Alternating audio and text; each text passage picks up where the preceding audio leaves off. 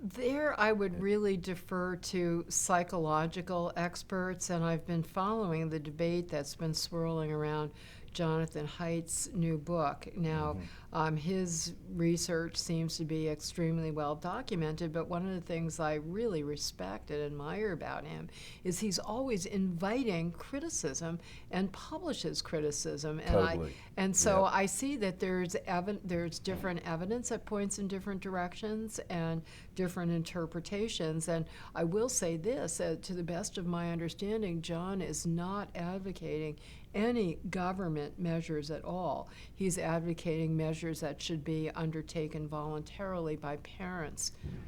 And I understand different parents will evaluate the evidence and reach different conclusions. Yeah. I haven't read his book. We're actually coming out with a book review on it, but I have a crackerjack female.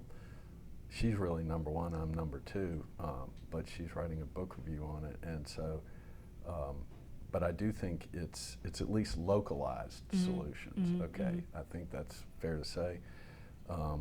So, but that's interesting that you would say that, okay. I mean, the independent parental control of communications and expression by their own young minor children is something that is consistent with individual freedom, in the sense that you need a certain degree of maturity to fully exercise First Amendment and other freedoms. And the Supreme Court has rightly recognized, going back to the early 20th century, that parents have a constitutional right to determine the education, upbringing, and values of their own children.